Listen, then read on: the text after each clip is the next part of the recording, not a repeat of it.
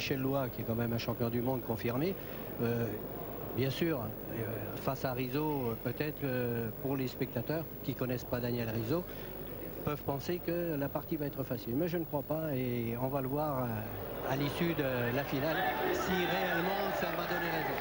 On va justement tout de suite filer dans cette partie de tête-à-tête entre le champion du monde Michel Lois et Daniel Rizzo, le Niçois. Puis ensuite, eh bien, suivront les doublettes et pourquoi pas, on l'espère en tout cas, les triplettes décisives dans cette finale au Panthéon. On y va.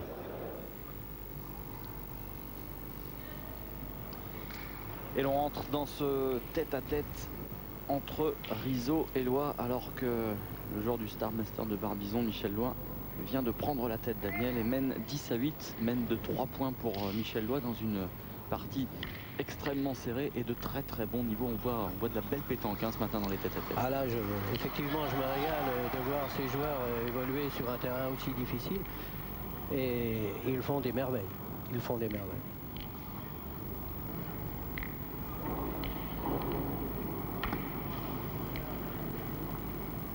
Michel Lois, qui a forcément un petit peu allongé. Le voici, le francilien. Champion du monde qui n'a pas été trop à l'aise au tir jusqu'ici. En tout cas, il n'est pas content de lui. Ah non, absolument pas. Michel, ce matin, a essayé d'entamer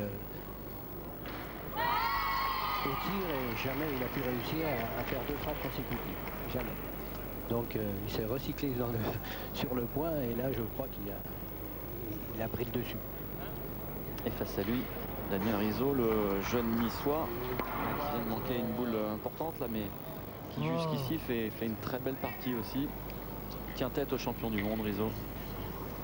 Oui, tout à fait. Tout au long de la partie, il a réussi à contenir les assauts de Michel Lois, tant au point qu'au tir. Mais par contre, là, peut-être en arrivant sur la fin, on a un petit relâchement. Ça a l'air de se faire sentir puisque la première boule qui vient de tirer, elle est manquée. On y retourne. Voilà, c'est frappé cette fois. Mais les 2 boules sont sorties, ça veut dire que ce sera une nouvelle fois à lui de pointer. Et effectivement, Michel devrait une nouvelle fois marquer dans cette mène 1 voire 2 points. Oui. Alors quand les 2 boules sont sorties comme ça, qu'on a la dernière boule à jouer tactiquement, est-il intéressant de la jouer pas trop près du bouchon a priori? Alors c'est-à-dire que lorsque là, pas de la mettre près du bouchon, si, il n'a qu'une boule à jouer, Michel en a 2, il en a 2, donc il a même intérêt même à faire un bouchon de façon à ce que s'il sort, il peut gagner un point. Éventuellement Michel ne marquerait qu'un point. Alors que là, s'il fait palais ici, il va faire 2 points.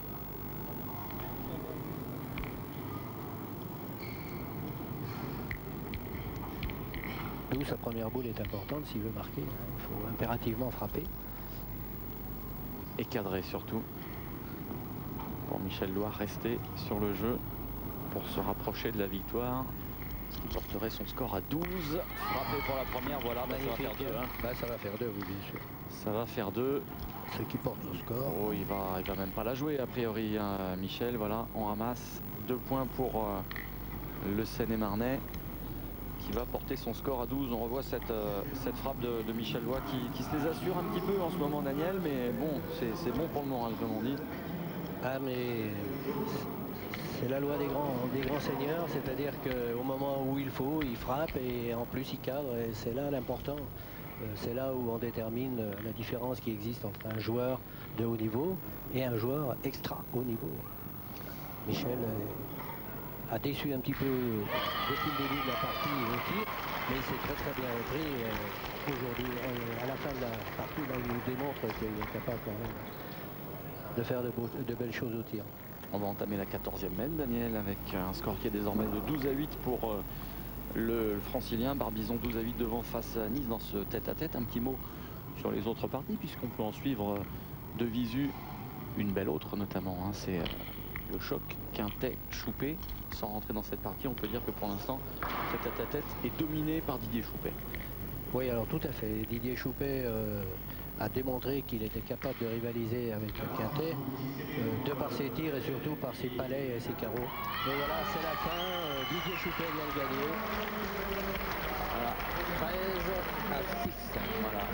7 donc de Philippe Quintet et le premier point dans cette finale pour le Star Master Barbizon. Michel Loy, voilà, va pouvoir aller pointer au rond avec la certitude déjà que son équipe a marqué un point. On l'avait vu très bon à la pointe en demi-finale, Michel, la semaine passée. Ça continue d'être très régulier en envoyant. Tout à fait, tout à fait. C'est un des seuls où je vois qu'il réussit très bien ses portées. Bon, il est vrai qu'il y a des endroits qui sont plus faciles d'autres. Il faut envoyer le bouchon à cet endroit et lui, il est assez répétitif. Il arrive très facilement à envoyer le bouchon où il veut. Donc, ça lui permet quand même de faire des appoints de bonne facture. Et puis là, il met l'adversaire en danger. Iso. Ouais, belle boule.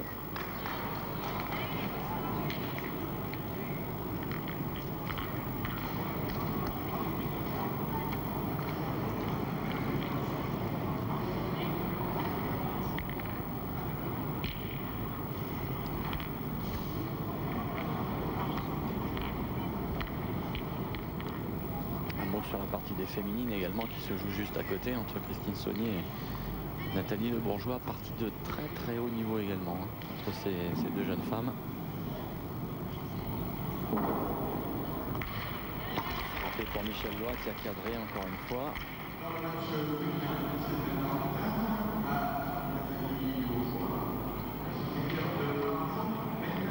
Tactiquement les choses sont simplifiées en tête-à-tête quand même. Ah, c'est-à-dire que leur tête-à-tête, oui. Ça simplifie beaucoup, hein. Il faut absolument pas manquer et il faut mettre des bons points. C'est tout. Hein. Là, il a perdu. Point perdu. Et là, il a perdu. Michel va pouvoir gagner la partie. Il sera en position de gagner. Tout à fait. Il a la boule de marque. La boule de marque qui lui donnerait la victoire. Vous voyez que sur un terrain comme ça, on perd facilement les boules. Et pourtant, le point de Michel est quand même à plus de 70 cm. Alors là, l'idéal, ce serait de venir le gagner en prenant un peu le but. Oui, effectivement, essayer d'en faire deux, ou voir éventuellement se cacher devant, ça serait pas mal. Allez, il a au moins gagné. Et Michel Loy, il aura frappé gagné dans cette mène, Daniel.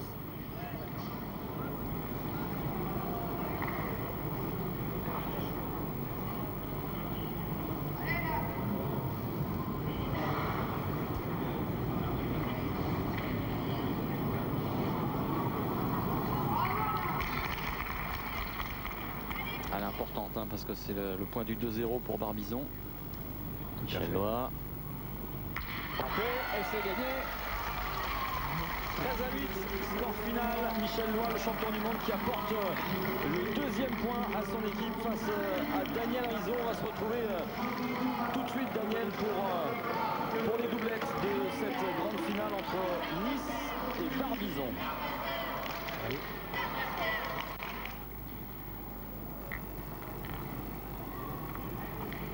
Voilà, 10-1, 10e mène.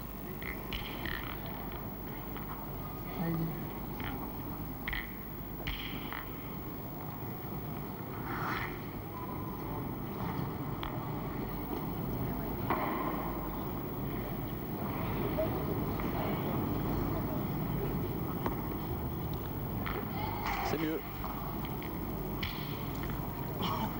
J'ai remarqué qu'il continue d'envoyer quand même. Il envoie, mais pas de la même façon. Oui. Allez, Ariton. Huguet est un joueur qui ne se complique pas quand il s'agit de pointer. Il envoie de nature. Mais du fait qu'il essaie de faire quelque chose qui représente une portée, admettons, il ne envoie pas comme Michel, donc il les sert moins. C'est beaucoup plus aléatoire pour lui. Je crois qu'il adopte la bonne solution en faisant ça, les 3/4 de portée sans la pousser. Ouais, ils sont bien. On va percevoir Jean-Claude Muscal, président du Duc de Nice, qui suit cela avec attention. Il s'est positionné juste derrière les équipes.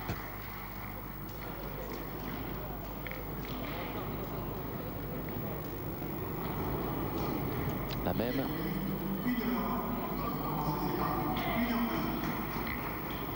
Et 1 heure de jeu dans ces doublettes, Daniel. Allez, Ariton. La partie peut être longue encore. Peut être très Un petit peu longue. encore. On vous rappelle que l'équipe du Duc de Nice est championne d'Europe en titre, ce qui fait qu'en définitive, l'équipe de France va représenter une deuxième équipe pour le championnat d'Europe. Et bien sûr, ça sera le Star Master, puisqu'ils sont finalistes. Ah, quoi qu'il arrive, ils iront. Normalement.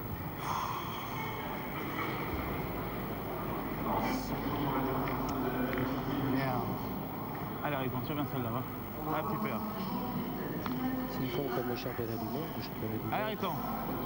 c'est les champions du monde en titre sont neutres dans le championnat du monde et une autre équipe représente la nation. Bravo, bien. Bravo. Pas deux équipes françaises avec la perspective de retrouver une finale de Coupe d'Europe entre Barbizon et Voilà, Nice, hein, parce que exactement. ça reste encore ce qu'il y a de plus fort en Europe. Hein. Tout à fait. T'as juste pas droit. Et au monde. Oui. À la main, elle va tomber plus loin, c'était pas grave, hein. Ça s'est vu. Hein. Alors il y en a deux par terre hein, pour les Niçois. Attention, hein, parce que alors là il a. Là, il l'a Vous mis allez, nous volontairement. expliquer, là, vous allez nous expliquer évidemment pour les néophytes. Il a joué loin exprès. Oui, bien sûr, parce que s'il prend un carreau, c'est fini. Il faut tirer du champ après et impérativement, il faut le frapper. Donc là, il se met à l'écart en pensant que Duc de Nice va pointer pour éviter d'ailleurs ce genre de. Et est-ce que les Niçois n'ont pas intérêt à continuer de tirer? Pour mon compte personnel, moi je continuerai à tirer. C'est ce que fait d'ailleurs Philippe Quintet. Il a dû m'entendre. Bien dans le rond. Bravo. Ah, Bien. bon, ça change pas grand chose, il y en a toujours deux par terre. 2 pour 2. 2 pour 2, 2 points défense. C'est une bonne solution.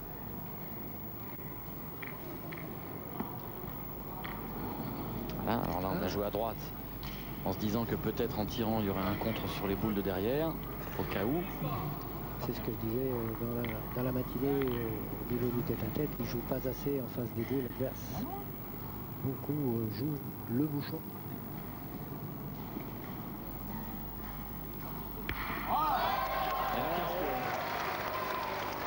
Ça change tout, hein, parce que là, ils sont pas loin d'avoir gagné les joueurs de Nice sur cette mène. Oui, mais ils ont. Barbizon a une boule d'avance quand même. Oui. Barbizon a une boule d'avance. Mais celui-là, il faut le gagner. Quand même. Voilà, il faut le gagner. Il faut le gagner. Parce que là, il est bon maintenant. Après, tout est jouable. En fonction de la dernière boule, comme elle est jouée, le bouchon peut être joué pour emmener celui-ci derrière où il y a deux boules qui leur appartient, le Duc de Nice, et qui pourrait faire 10 et 3-13.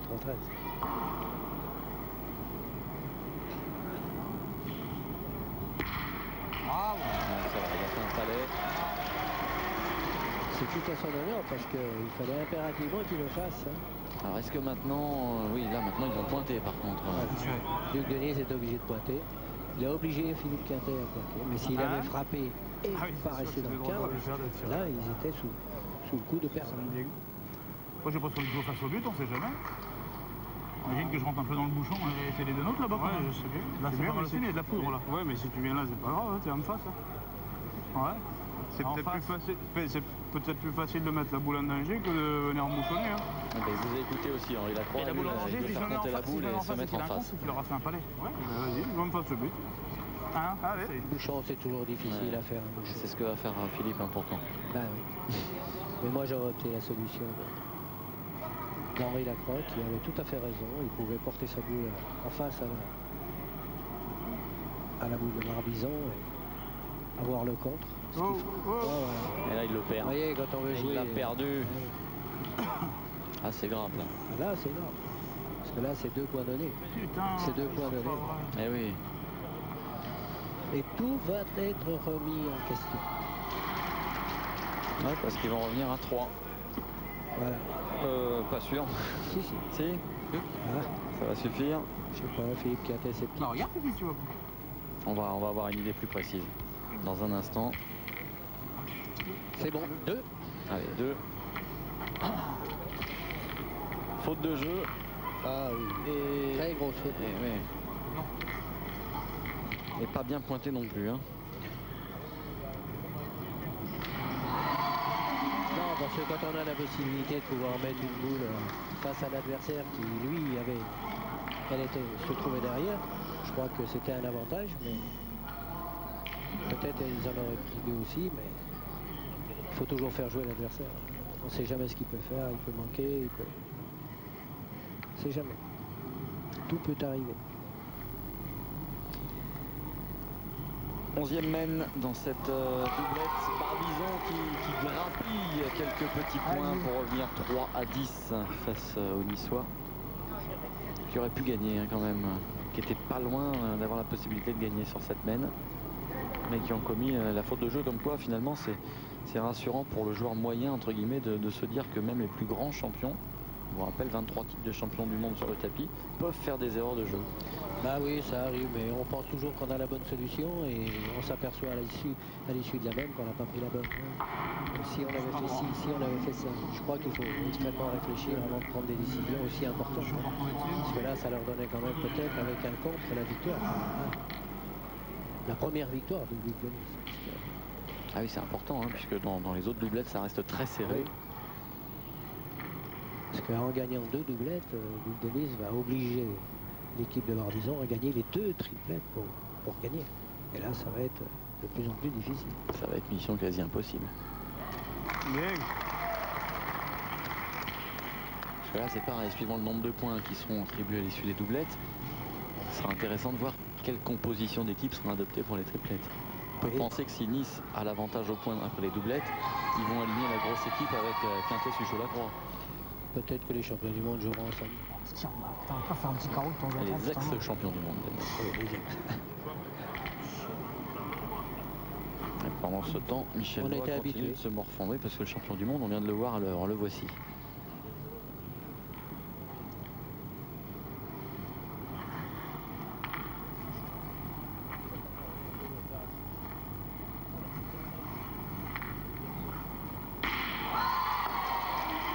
Les applaudissements pour un recul de Claudie Webel sur le terrain d'à côté.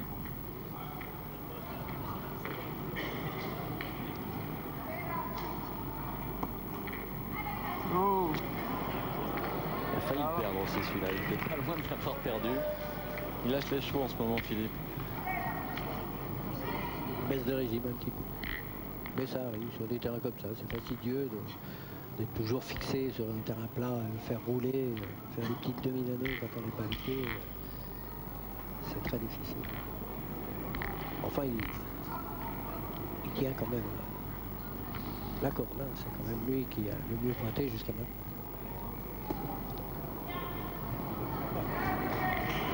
Oui, quand je vois Didier Choupet se mettre à genoux dans le rond pour pointer, ça veut dire quand même que le terrain est difficile, hein, parce que lui, c'est quand même un adepte de la portée ou de la demi-portée. Allez, mon petit Riton. En tout cas, là, il a très bien joué sa boule, elle est vraiment en face des autres.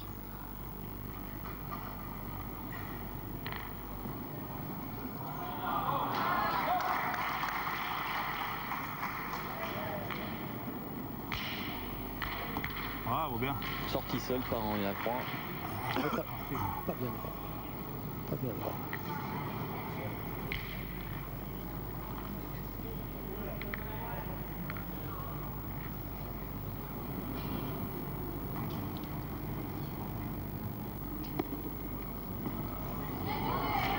Il a remis la même. On apprend ça dans les écoles de pétanque. Jeu court, à plat ventre, en avant. Allez, Riton. Démonstration de Didier Choupet. Allez.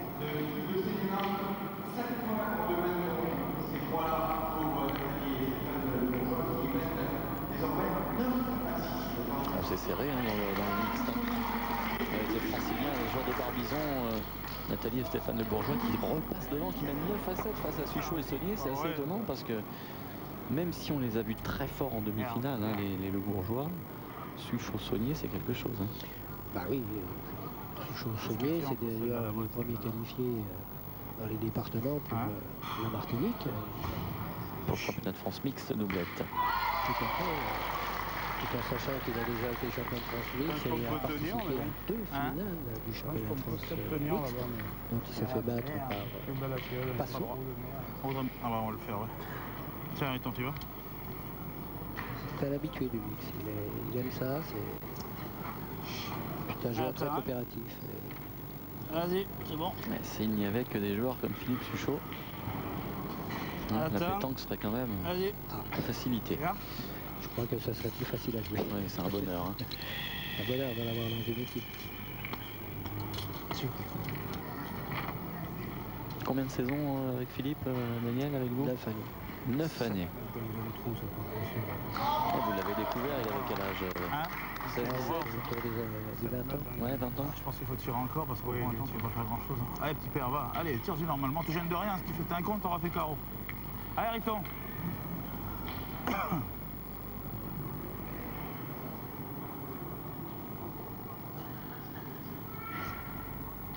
Bravo, super.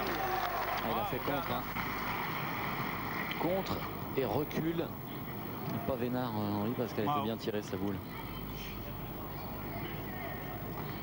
Trop droite.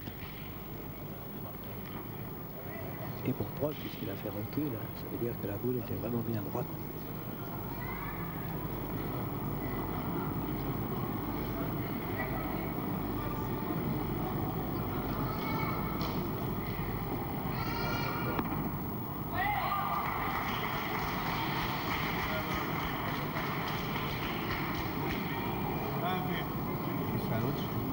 Il les pose. Bah oui. Mais alors vous qui regardez ça chez vous, n'essayez pas de faire la même chose. Bravo. Parce que vous n'y arriverez pas. Et ça peut être dangereux pour l'intégrité physique des adversaires, voire du matériel alentour. Rendu par un carreau par Philippe Quintet, le niveau de jeu qui s'est haussé depuis quelques temps maintenant. Oui, parce que Barbizon joue de mieux en mieux, donc à partir de là, il faut que Duc de Nice réponde présent, sinon ils vont se faire manger. On va peut-être assister à une remontée spectaculaire. Mais tant mieux pour le spectacle, parce que et encore une. Ça tombe comme des pommes. Et un point pour les joueurs de Barbizon avec cette boule qui n'en finit plus de monter dans le ciel du boulodrome du Comté.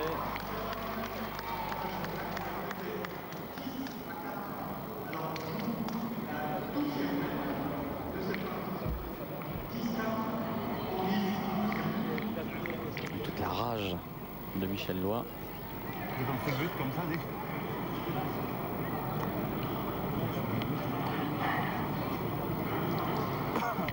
Douzième mène. Dans cette doublette, 10-4.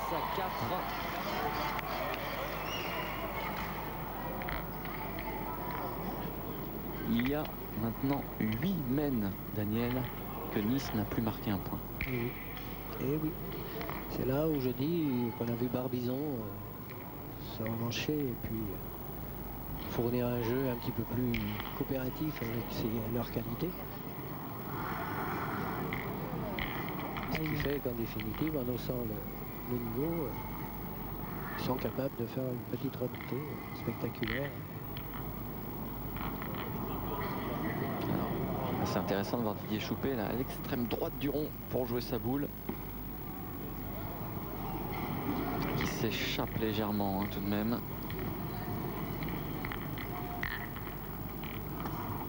Je crois bien que c'est le mauvais côté, c'est le mauvais côté du jeu là. Tout de suite après le bouchon, il y a une légère pente qui est très lisse, ce qui fait que si on dépasse le bouchon, on ne finit jamais de rouler. D'abord une petite montée pour arriver au bouchon et derrière ça redescend. C'est vrai, on ne voit pas sur ce plan. Et si on se positionne derrière Philippe Quintet, vous allez voir que le terrain n'est pas facile du tout.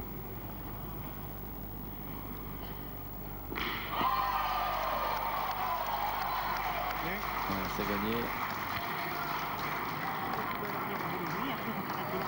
J'ai bouché le trou de la dernière boule qui était jouée. Ah, on a avertissement pour Philippe Quintet, à qui on reproche d'avoir rebouché des trous. Qui ne lui incombait pas. Tu bouches le bon trou au tir. Ça, je suis menacé tout à l'heure. Ah ouais, c'est normal. Et là, j'ai bouché encore le bon trou, là, c'est pour Didier. Ça se passait bien, là. Ils sont sur les dents. J'ai vraiment bouché tout le café, toi, j'ai rien bouché. Tendu.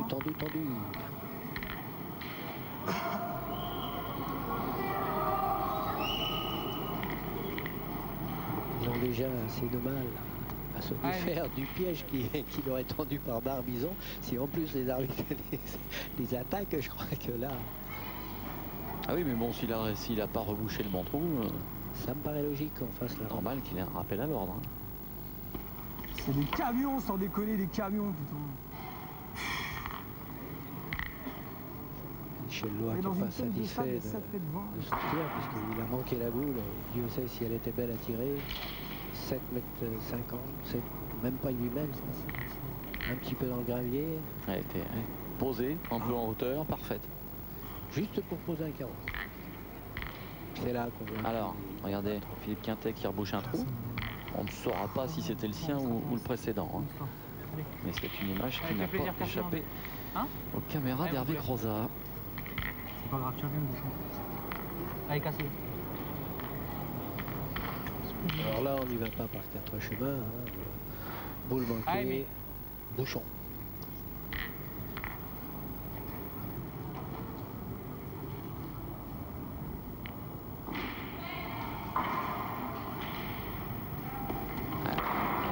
Vous avez vu comme moi que Michel Lois a regardé la position de ses pieds avant de tirer parce qu'il sait que l'arbitre est derrière lui. Ils sont vigilants maintenant. Hein.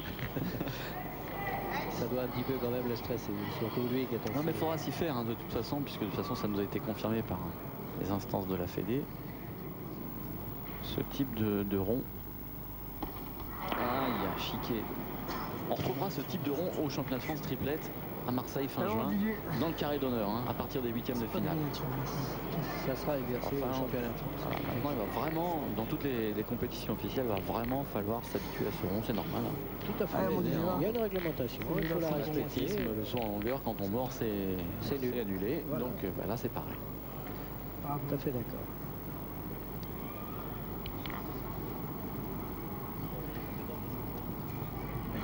Avec Didier Choupé. Bien dans le rond, alors lui il a bien les pieds tankés. Bien dans l'équilibre. Tombe. Ah, il est court. Ah, c'est pas des mains à tirer au bouchon, putain, je peux pas en tirer bien sur celle-là, putain. Ouais, mais après avoir manqué 3 fois le bouchon, on se dit que c'était pas une main à tirer au bouchon. S'il avait sorti. Ah, s'il avait sorti à la première, il ne le dirait pas. Et là, ils sont plus loin de serrer la main maintenant. Camion, c'est là, on va prendre. Je crains pour eux. C'est un camion, on va prendre, c'est un camion. À moins d'un orage. Je tiré par la boule. Coup de tonnerre qui défonce un peu les vitres là pour ça va être dur. Arrêter le spectacle. Je crois bien que ça va être dur parce qu'on a un temps de merde. Magnifique. Hein.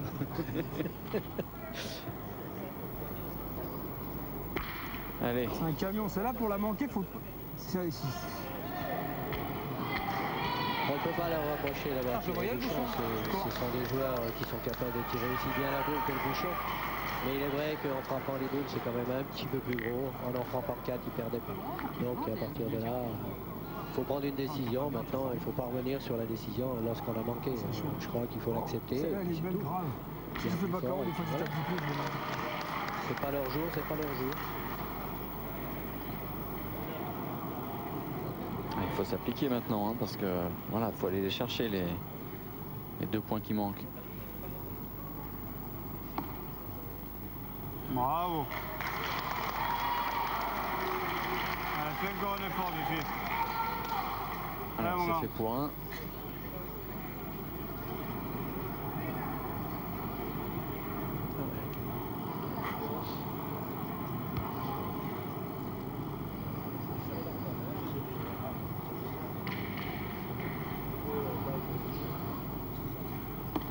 Ali aussi. Ouais, Ali aussi. Bravo. Bien. Bah, Henri, 2 pour en mettre une. Ça devrait le faire. Hein. Ça devrait le faire. Et ça va compliquer les choses pour Barbizon. Hein. Je serais surpris du contraire. Debout chez Henri, à l'heure actuelle, avec ce qu'il nous a présenté aujourd'hui. Je crois que c'est fait. C'est fait, Daniel, la victoire de Quintet et Lacroix dans cette doublette qui s'embrasse sur le score de 13-4 qui apporte 3 points supplémentaires. Nice qui va se présenter en bonne position avant les triplettes. Alors on va marquer une pause dans cette grande finale de la Coupe de France 2005. On retrouvera les triplettes décisives dans un instant. On vous rappelle les données du problème, c'est très simple. Si Barbizon remporte une triplette sur les deux, Barbizon sera vainqueur de l'édition 2005 de cette Coupe de France. Pour Nice, ce sera un petit peu plus compliqué. Il faudra remporter les deux triplettes, mais impossible n'est pas niçois pour cette équipe qui, on vous le rappelle, est tenante de la Coupe de France et championne d'Europe en titre. La suite, c'est juste après la pub sur Sport Plus.